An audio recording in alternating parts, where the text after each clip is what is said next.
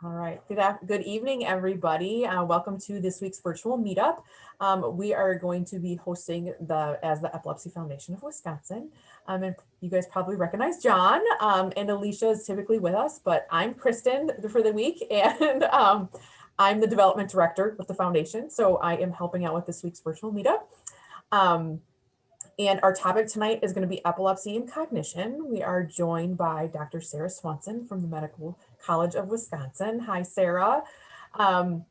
Before we get into our discussion, just a couple of housekeeping things. Those of you who are on the call know that you're muted, so we cannot, you guys can't talk and we can hear you, but we encourage you to use the chat function down at the bottom, as well as the Q&A on the bottom as well. So there will be a time at the end to answer questions from Dr. Swanson, and you can chat in there during if you have questions, so feel free to do that.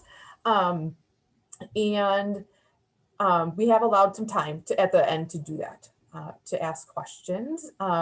We might not get to all the questions, but just let us know that you can, if you still have them, send us an email at our connect@epilepsywisconsin.org email. And we can always direct those questions to Dr. Swanson and get back to you. And I'm typing in our email address for everybody. Yep, so John's going to share that email address that I just mentioned in the chat screen down at the bottom.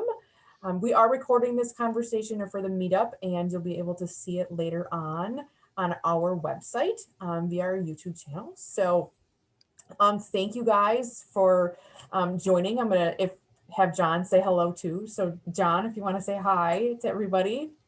Hi, everybody. I work with Kristen. Kristen and I work together for the Foundation of Wisconsin, and I work mostly with communications and client support services. Awesome. Well, thank you. And Dr. Swanson, how are you? Thank you for joining us. I will let you do a little bit of your introduction if you would like. Okay, well, great. Thank you guys so much for inviting me. I feel honored to be at this statewide meeting. And I'll just tell you a little bit about myself, and then I'll share some slides, then try not to bore you with a million slides or anything, and then leave time for some questions at the end. So I'm a clinical neuropsychologist, and I have been working with the epilepsy program here at the Medical College of Wisconsin in Frederick for 30 years. And I really love this area of specialty. I think epilepsy is very fascinating. It's really an incredible window into the brain. And that's what cognition is, what your actual brain functions are. And so that's something that we study. And I do work with the epilepsy surgery program too, seeing people before and after they might go through some kind of a surgical intervention or other type of intervention for their seizures. So I've just met so many people with seizures through my life and have really enjoyed this work. So today I'm going to talk about epilepsy and cognition. I'm going to share my screen now. And I hope you can see that. Maybe someone who can talk will let me know that you are able to see that. We are, yes.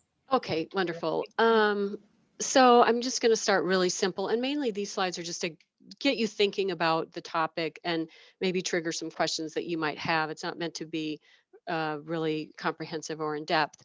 But, epilepsy is, as you know, a condition that is characterized by repeated seizures. And a seizure is defined as an alteration in behavior due to a temporary change in the electrical activity of the brain. And that is usually coming from neurons that are firing in a different way or in a different pattern that becomes synchronous, and then a seizure develops. And so you can have an injury to the brain or an area of abnormal neurons that will become a seizure focus. So we know that things that affect the brain or harm the brain can cause seizures, and also seizures, if they're uncontrolled, can make changes in the brain and how the brain wires, what is wired together, and also to neurons. those are the cells that make up the brain. And that's where seizures originate, in the neuron right here. So there's some diseases or disorders of the brain that are disorders of white matter, the myelin, this long axon here where there's damage there, like for example, multiple sclerosis. And then there's other disorders where the the pathology is affecting the neuron itself. If you think about seizures, or you think about something like Alzheimer's, where neurons are lost. But just not to be completely negative, there are many people who have seizures, even have had many seizures through their life, and have good cognitive functioning. And I have met people who are professionals that have had seizures that are with fair control, or just periodic seizures, and have no cognitive problems at all. Obviously, because of the work I do, which is seeing people who have cognitive concerns, I'm seeing a very biased sample. There are plenty of people who have seizures and are doing well with their cognitive functioning. So just to think about how seizures affect cognitive functioning in the brain, it's helpful to think about how there are two main types of seizures. There's focal seizures and generalized seizures. Really long ago, they used to call them grand mal and petit mal, like, the big seizures and the little seizures. And then they used to call them complex partial and generalized. And now the more recent terminology is focal and generalized. And so a focal seizure starts in one spot in the brain. So if you're looking at someone's EEG when their seizure begins, you'll see the seizure starting in one set of the electrodes, and then maybe spreading from there. A generalized seizure starts with the whole brain at one time. And then within those, if you have a focal seizure that starts in one place in the brain, but you remain aware, that's what we used to call a simple partial seizure. And if you have an alteration in awareness, or impaired awareness during your seizure, that is what we would call the complex partial seizure. And some of those then will go on to secondarily generalize. And the seizures that start focal and turn into generalized tonic-clonic events can have a more negative effect on the brain. And also seizures that are generalized, that are associated with convulsions, like the tonic-clonic movements, can have a more negative effect on the brain, compared to something like an absence seizure, where someone, especially like in children, where there's just that momentary unawareness and then they go right back to what they're doing. Those don't seem to have as much of a negative effect. So, but as a neuropsychologist, we like to think about these two types of seizures, because if it's a focal seizure starting in one place, well, we want to know, where is it starting? And we want to know, what are the cognitive functions of that area of the brain, because those are the things that might be affected by that person's seizure disorder. And so we know that cognitive problems can occur at a higher rate in individuals with epilepsy. And the two main reasons for that are, one, the cause of the seizures. What is the thing in the brain, or if there was an injury, or is there some abnormality that's causing the seizures, that can also cause cognitive problems. And the second factor is the seizure itself. The seizures themselves can cause changes in the brain. So thinking about the causes of seizures, these are some of the more common causes, like a traumatic brain injury, like getting in a car accident and having a head trauma where there's bleeding in the brain, that can damage some of the neurons, and then that can become a seizure focus at some point later down the road. People who have hypoxia, where there wasn't enough oxygen to the brain, tends to affect the memory structure of the brain. It's very sensitive to loss of oxygen, so that can cause damage. If you think about strokes, strokes are a common cause of seizures in older people, and the stroke damages one spot in the brain because of changes in blood flow. Either there's a bleed in the brain in that one spot, or blood flow is cut off and the brain needs the blood to live, and that causes an infarction, or tissue that is damaged, and that can become an irritative seizure focus. So that's a common cause. So these causes of seizures also can affect cognitive functioning. So if you had a stroke in a particular area of the brain, it can affect the functions that are typically subserved by that part of the brain. There are people who have scar tissue in the mesial temporal lobe, which is typically in the hippocampus, which is a memory structure. So if MTS or mesial temporal sclerosis is the cause of the seizures, then it can also be causing memory problems because it is representing scar tissue in a structure that is performing memory.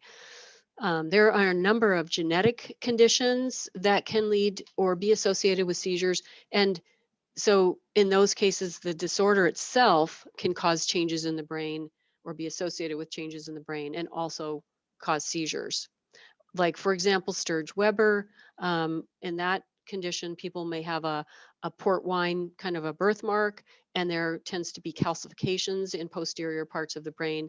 And that calcified part of the brain then becomes irritative and can be causing seizures. So the underlying condition that leads to the seizures can cause some cognitive problems. And so here's the main causes of seizures. For most people, we don't know what the reason for their seizures are. It's idiopathic, meaning we just don't know why they have the seizures. There's no specific thing. The next highest would be cerebrovascular, so strokes or bleeds in the brain. And then the next would be congenital, meaning something that was there from birth, a birth trauma, hypoxia, something, some people that have premature birth, or sometimes there's like a migrational abnormality where the cells are directed to go to certain areas of the brain and form in a certain way, but they have these migrational abnormalities. And so you'll see some unusual folds in the brain, and then that's an area that may later develop seizures. And then trauma I mentioned, and then brain tumors can also cause seizures. Most people who have seizures don't have a brain tumor. But if you are an adult and you had a seizure for the first time, then, or you should be evaluated for a brain tumor. And so this slide shows how the cause of seizures changes with people's age. So in young people, the most common cause would be something at birth, a birth trauma, or congenital. In the next age group, young childhood, we see infections, or for the most part, idiopathic. We don't know why the seizures have started. When we think about the teenagers and young adults are out doing risky things, they're more likely to have a traumatic brain injury at that age. So that is the main cause for this, age of like around the 20s. And then in the 30s, the higher cause is brain tumor. That's when they tend to occur. And then as we get older, the main cause is vascular, and also in older people, falls that can lead to brain injuries. But if we think about the vascular events, again, that's the strokes and things that occur when we get older, and that can cause seizures. And then seizures in and of themselves can affect cognition. So we know that very poorly controlled seizures can affect IQ. But, like most of the people I see who are coming into the clinic for, many of them are coming and they have perfectly normal IQ. We know that people with seizures and epilepsy will have more discrepancies between their IQ and their achievement. So their IQ might be normal, but they haven't achieved as high a degree of occupational attainment or other things in their life because of the seizures affecting maybe some of their opportunities. Temporal lobe seizures can affect memory and be, associated with memory problems or accelerated forgetting. And then there's new research showing that if you have a lot of interictal spikes, if you look at somebody's EEG with seizures, some people have a seizure and you see the abnormal spiking on the EEG, and then in between it's very calm or normal. And others have like little blips that don't cause seizures, but there's these little interictal abnormalities. And if we see a lot of frequent interictal spikes, this can affect how the neural circuitry develops in the brain and affect cognition. So one of the sayings is things that fire together, wire together.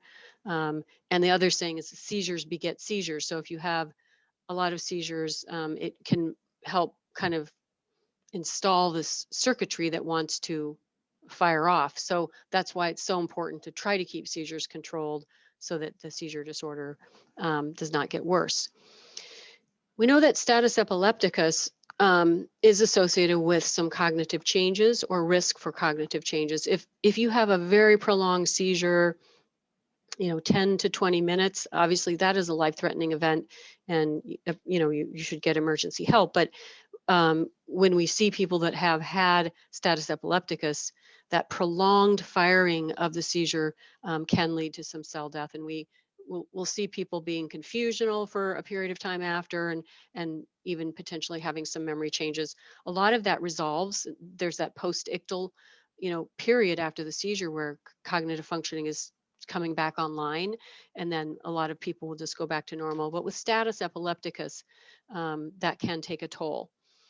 The other factor is the anti-seizure medications. Seizures are due to abnormal electrical firing, electrical activity, or neurons firing when they shouldn't. And so seizure medicines kind of calm that firing down, and they kind of slow down the neurons. So you can see people who feel, more slowed, more inattentive, have slower processing speed just due to the seizure medicines. And that resolves when they get off of the medicines. There were some medicines that were used more in the past that could lead to more permanent effects. The newer anti-seizure medicines are better as far as the cognitive side effects.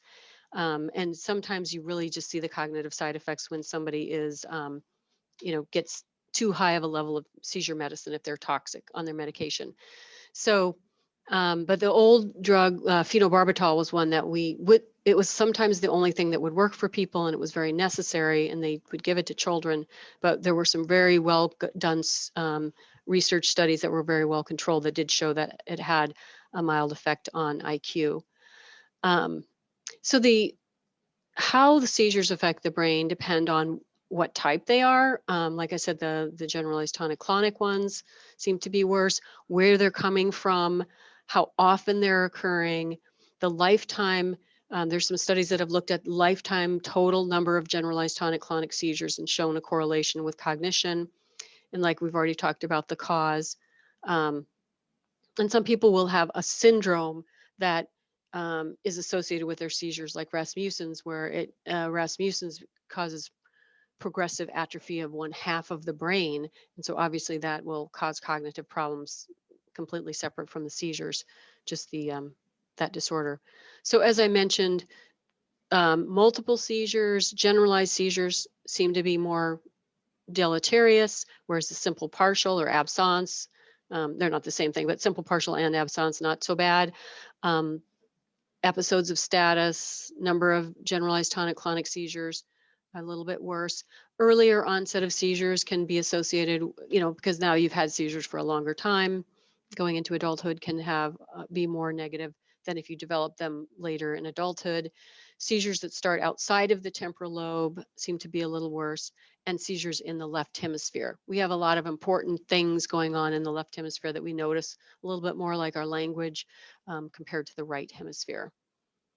But the majority of seizures that are the focal unaware, or what we call the complex partial, are coming from this hippocampus, this memory structure, where we see some scar tissue form right in here in the temporal lobe, and that can affect memory. This is a picture of a brain, a normal hippocampus on this side. This is a slicing down like this. And so you're seeing this kind of in a cross section, and this is the normal hippocampus, and this one has lost a lot of cells. And this was a person who had seizures. So just to kind of explain neuropsychology, and I'm almost done here. Neuropsychology is the study of brain behavior relationships. So we look at how does an injury to the brain, like a stroke or a head trauma, or an illness, or a disorder like, you know, a neurodegenerative condition like dementia. How does that affect cognition and behavior? And cognitive functioning is the gamut, you know, the whole, it's everything from intelligence to memory. And this image just shows you that there is what we call functional localization. Cognitive functions in the brain tend to be, you know, located in different areas, but there are these networks as well. So the temporal lobe, we think about language and memory. Occipital lobe is vision. Parietal is, you know, there's a lot of language functions on the left and visual spatial skills on the right.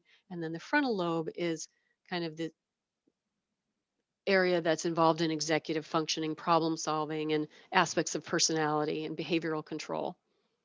So where the seizure comes from in the brain might dictate the kind of test that we would pick to assess how this person is being affected. So this is just to show you some samples of items. Like, so this is an item from a language test. And this is just a test where you show people a picture of an object and ask them to name it. And this is not the easiest item on the test, but it's a little bit harder. So you see if they can come up with the word igloo. And that is a test that is kind of sensitive for people who have left temporal lobe seizures. They may have some changes in their ability to come up with object names.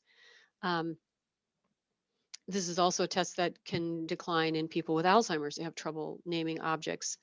Usually you know what the object is, so you have the semantic, the knowledge about it. Oh, you know, they live in that, it's made of ice, but then sometimes you can't pull the name, and that's that lexical retrieval of the name that's attached to what you know about that.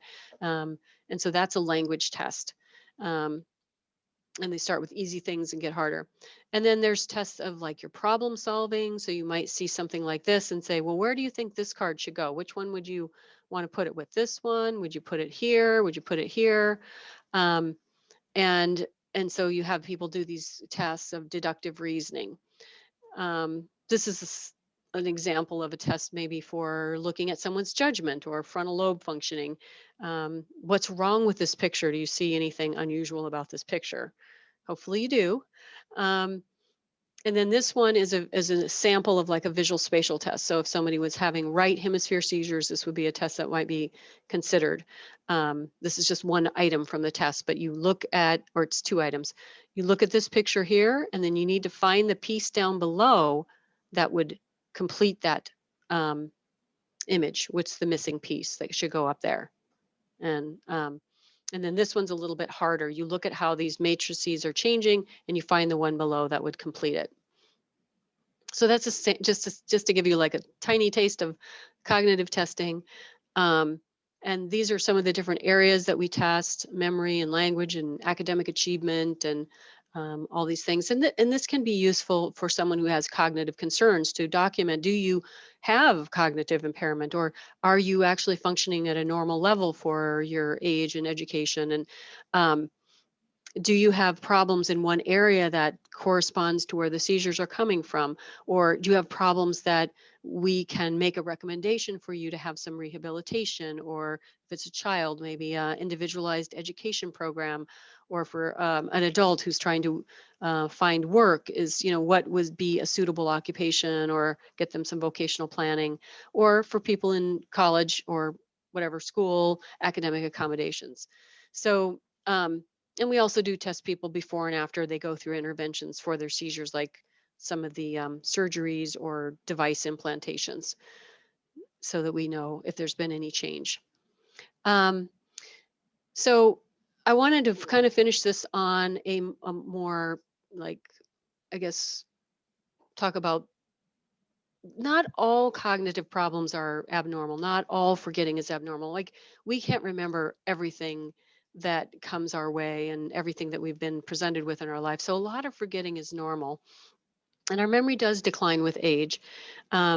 So while seizures can affect cognitive functioning, and there are some people that are, you know, kind of believing that if you do have really uncontrolled seizures, that it can be a progressive condition. many people do very well, have good seizure control, and are functioning quite well. And there are, like, if you do have memory problem, you don't have to jump to the notion that, oh my gosh, now I know I have dementia, or I know I have, this is my, this is due to my seizures. So just to kind of reassure you that there are a lot of memory changes that can occur that are normal. So this is just a funny picture of Superman in his later years saying, dang, now where was I going? So if we look at normal people with no neurologic condition and we follow them over time, we do know that their memory scores will go down, and that's just, it takes a lower score to still be average, at an older age. So there's a lot of exciting research coming out now about what people can do to improve brain health over the long term. And obviously, the earlier you start with this, the better. Tons of new research is showing that exercise is a huge protective factor for brain health, and that exercise, is helping your vascular health, and it's increasing blood flow to the brain. And there are studies that show that there are increases in hippocampal volumes, that memory structure, and increases in the cortical thickness. The cortex of the brain is made of neurons, and that can get thicker. Historically, we used to think that if you lost brain cells, you never get them back. If you cut your finger, those cells regrow and you heal. But if you lose a brain cell, it's gone. So you have a lot of extra, but you shouldn't lose them because they're not coming back. And that simply isn't true. We're seeing a lot of very promising things in this regard. Even people who have some cognitive problems, you can still learn new things. You can still make new connections between neurons. They did a study where they took rabbits and they put them in a very empty, boring cage with no toys and no nothing. And then they looked at the number of dendritic connections between neurons in those rabbits. And then they took these rabbits and put them in a very stimulating cage full of toys and interesting things, and had more interaction with them. And those had made a lot more connections even in adulthood. And so we know that we can still improve our brain as we get older. If it's a child, I mean, you can do things to really help in the school age years with early interventions to make sure they get the kind of assistance that they need for learning if they need it. Management of your vascular risk factors, and that's your blood pressure, your cholesterol, your diabetes, sleep apnea, your weight. All those things are really tremendously important because these things then affect blood flow to the brain. There's some research on diet that shows that that people with a healthy diet slow the rate of cell loss in Alzheimer's, and that there's a reduced risk of cognitive decline with some of these diet modifications. The newest one is the MIND, which is a combination of the Mediterranean diet and the DASH diet. But basically, it's a healthy diet with lots of green leafy vegetables, using olive oil and fish, and avoiding the red meat and the fast food and fried food and cheese and all the things we love in Wisconsin. The other thing is engaging in mentally stimulating activities is helpful to the brain, reducing your stress and getting good sleep, and then avoiding alcohol. They keep kind of stepping down how much they think is a healthy amount of alcohol for people to drink in a day. They used to say 2 drinks a day for men and 1 for women, and now they're saying less. So also it doesn't mix with the seizure medicine. So there are things that you can do to improve your brain health. So I hope that gave you a little bit of insight on what neuropsychology is, how seizures can affect the brain, and things that you might do to improve your brain health. So I will stop there and ask for any questions. I can stop sharing too if you. Let's see. Yeah. Whatever is easier for you, Dr. Yeah, Swanson. that's fine. I can go back if we need to. Yeah, we have a couple of questions already, but definitely participants or our attendees, if you have questions, feel free to ask. And as we kind of go through questions, I know that they kind of come up as you're listening and those types of things.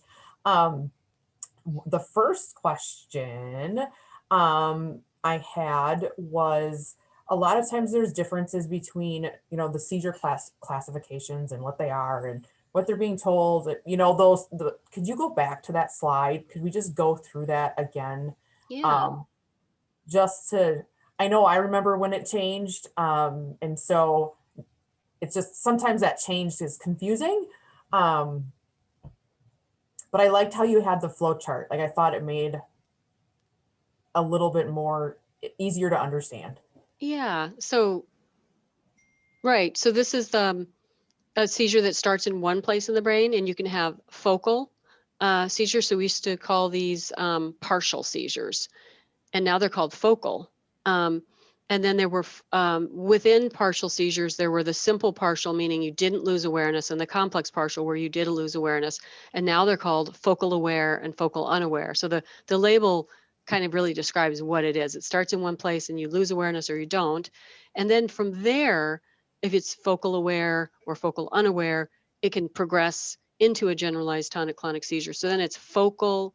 We used to call that complex partial with secondary generalization, and now they call it focal to bilateral tonic-clonic.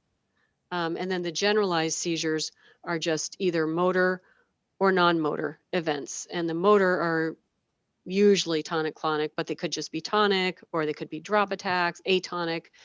And then the non-motor, there's not a motor involvement, but the whole brain is affected, and that's usually the absence. So hopefully that, I found it confusing too, because I'd been using those other terms for so many years. Yes, no, wonderful. Thank you so much for sharing that again.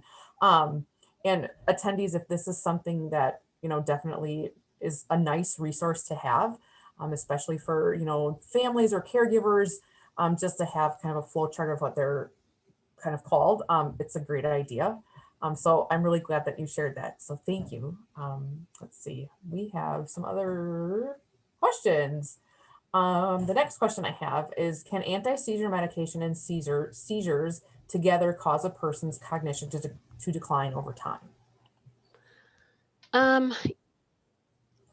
Usually with anti-seizure medication, I think people don't have progressive decline, especially with the new medications, but some people do feel a little less sharp on some of their medicines, and there's different effects with different medications.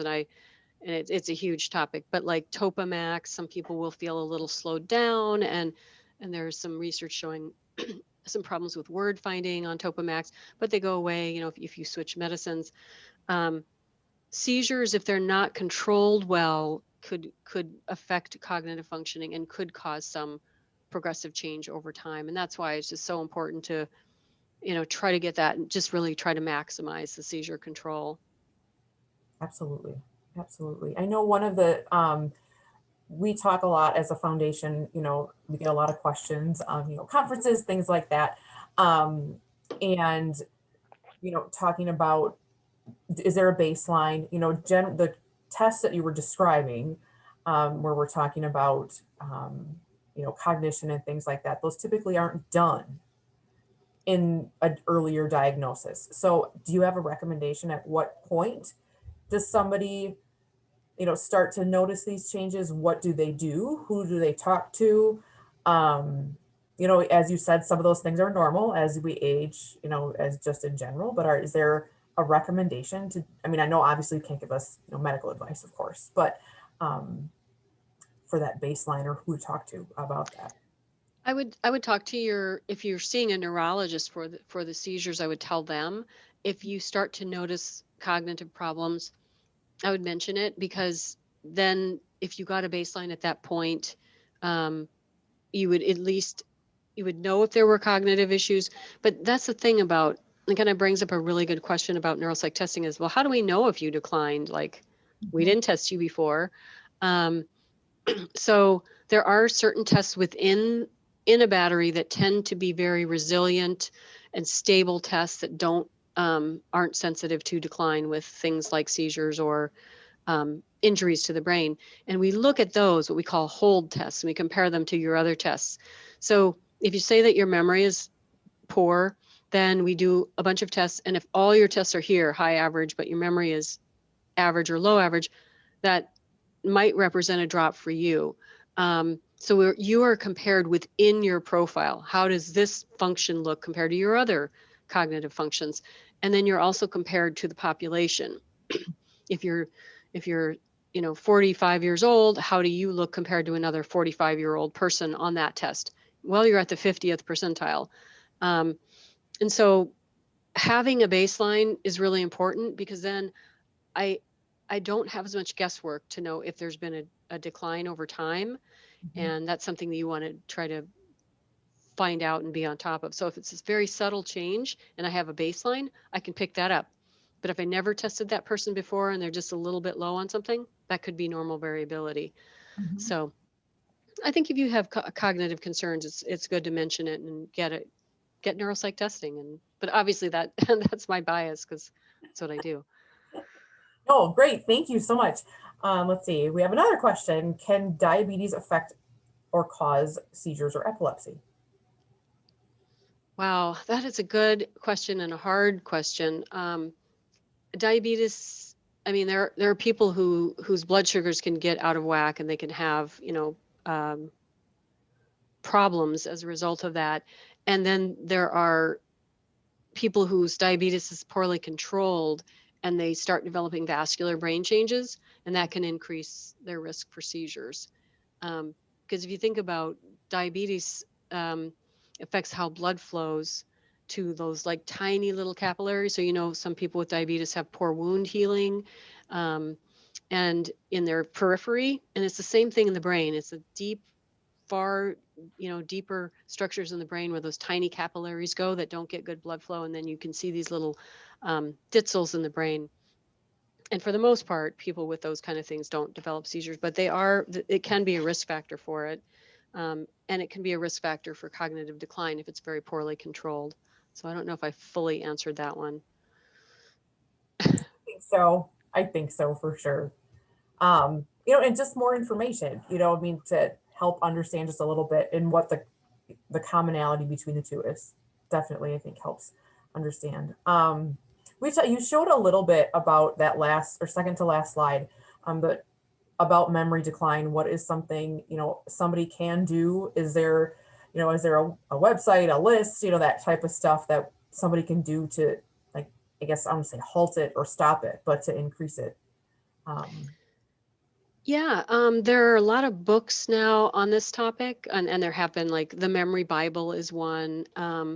There's a new one, and I don't have any vested interest. I don't have any financial interest in the book, but it is a good one. I did review it for the author.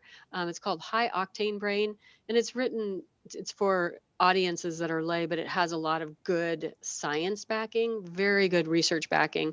And it's kind of an inspiring book, because they talk about the super agers, and they break it down very specifically. These are the things you can do, and show, like, this is what your trajectory, if you how you can change your trajectory of brain changes that we all tend to experience, and more so if we don't have do some of these things that relate to good brain health. So High Octane Brain, the Memory Bible, there's plenty of books that would have information like that, and they go through in more detail, like what to do with the diet and the exercise and things like that. So plenty of good resources out there, and it's very hopeful. They're very positive. It's kind of nice to see about just how things change over time, right? And research and things that just really that are coming out.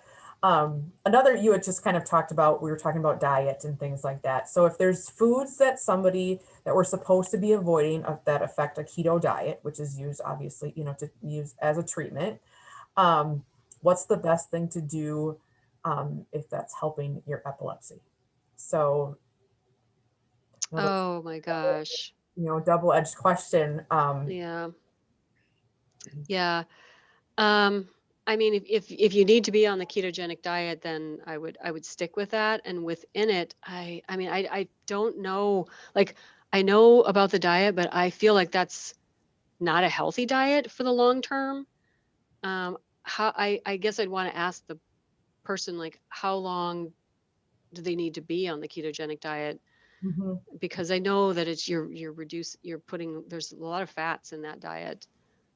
But I guess even within that diet, if you can pick the healthier fats, and the less saturated fat types of fats, For sure. And like I know John, I think you know a little bit more about this than I do. So, but I think it's advisable that we always advise to make sure that you're working with your medical team, under the supervision of your neurologist and a nutritionist and things, because there are goals.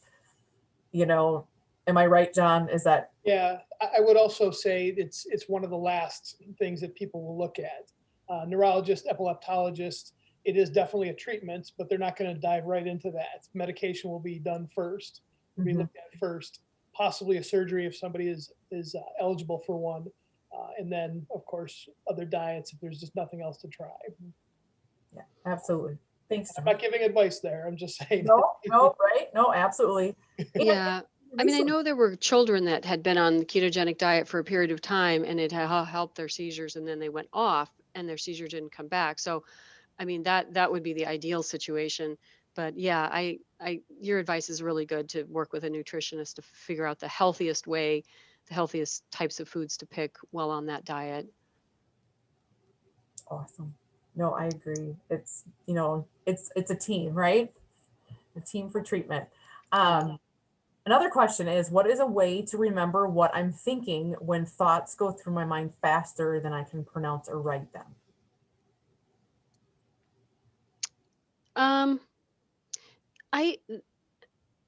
If your thoughts are so fast that you lose them, if you're having kind of like rapid thoughts or like a flight of ideas, I think that's where something like mindfulness or meditation or centering is gonna help you, because normally I think if you're thinking at a regular pace or focusing on a topic, you could verbalize that and get some of that down. But if your thoughts are going so fast, then it's almost, I don't know if the person has like so much high energy or is just coming up with all these great ideas and can't get them down. I mean, you could try dictating, that. But if they're going that fast, I'd almost want to think about like some calming meditation, mindfulness kind of things to get you more focused, and then maybe grab those thoughts and focus on those thoughts that are really pushing forward with whatever your goal is.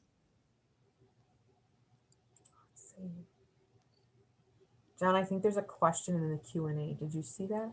I did. I sent it to you in the chat. Oh, awesome. Okay, you're on top of things. Let's see. It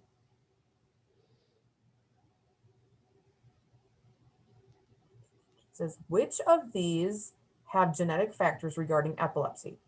Alzheimer's or memory loss, diabetes, schizophrenia, or other mental illness?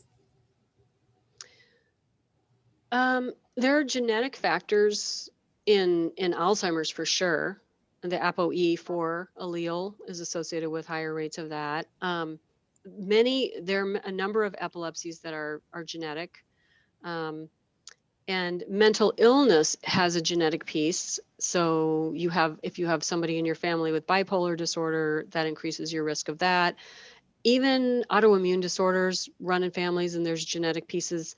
Some of the genetics are like extremely well worked out. They know exactly which amino acid repeat on which arm of which chromosome caused this disorder, or like Fragile X, which can lead to cognitive impairment and seizures. We know exactly where those are coming from. Others, we just know that they run in families more. So my brother has multiple sclerosis, so I have like a 25% chance of having an autoimmune disorder because he has that. So I can't even think of any of those things that don't have, at least some of them have a genetic piece. It's not the whole thing. You could get something that nobody in your family has, and it may not be genetic, but like, for example, if you have seizures because you had a traumatic brain injury or a stroke, that's not genetic. So that's a really good question and a really big question. Absolutely. Well, I guess I had a thought. I guess it's not necessarily a question, but you had referenced or talked about towards the end about, kind of keeping track of what potentially is normal for you, or if things are changing. Is there, a suggested, journal or things that you should be watching as far as if things are changing, or if you're noticing changes, or as a parent, you're noticing changes, or however they may look to somebody in our communities. But is there something that you would suggest?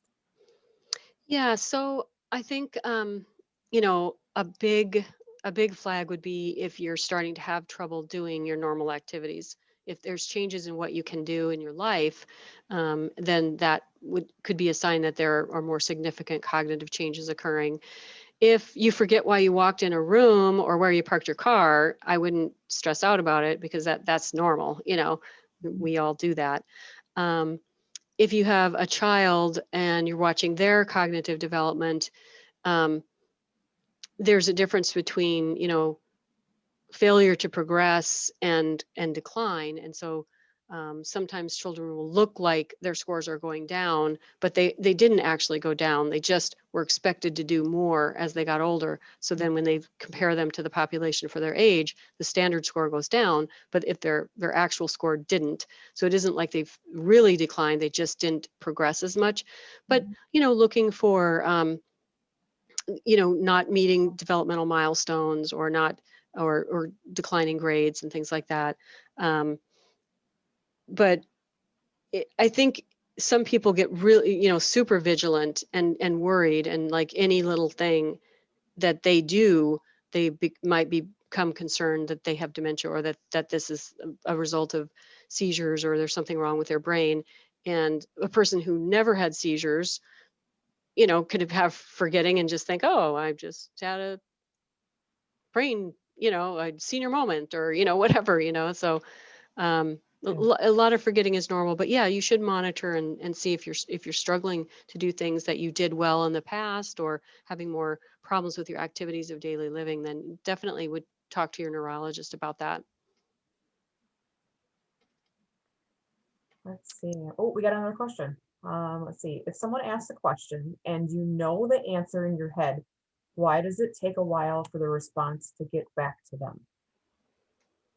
Or the while to to respond. You know the answer, but it takes a while to respond, was the question. I think so. Did I ask that right, John? Did Yes, that- you did. Yep. Why does it take a while? Yeah, you know it Yeah. up here, but why does it take a while to come out of your mouth to ask Yeah. or answer? Oh, there's different reasons. I mean, sometimes you're just trying to really be careful with your words. Sometimes you're trying to find the right word. It could be processing speed, um, issues in the moment, or something like that. But if you know what you want to say, and then it's taking you a while to say it or to start saying it, you know, there's like a whole sequence of things that's happening, because your brain is taking it in, it's comprehending, it's formulating what you think, and then it's putting that into a sentence. So it's actually a more complex process than what it seems like it should be. So processing speed could be one of the things there, For or language.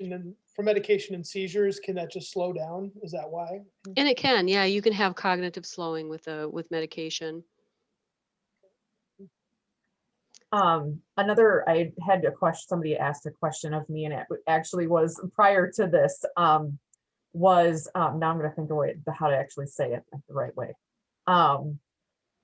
When you are, you're being treated for epilepsy, and you're on medication that it has not taken away your seizures completely or controlled them, and you're evaluating a change in medicine, and you're also evaluating, cognition. Are changes in medication made, you know, based on cognition?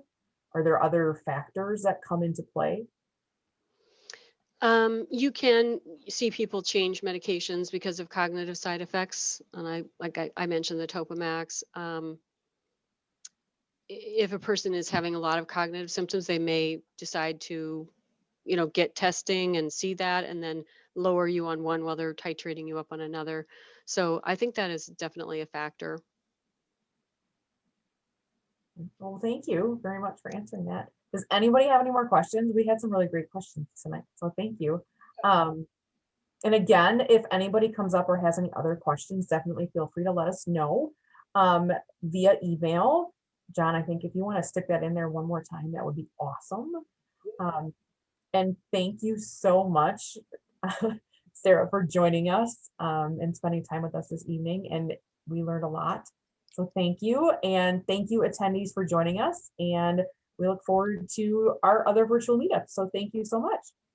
Thank you for having me. I enjoyed it, and I wish I could see everybody's face who's here, but hopefully we got something out of it. And thanks again for having me. Wonderful. Thank you. Thank you very Have a much. good night, everybody. Bye-bye. Good night.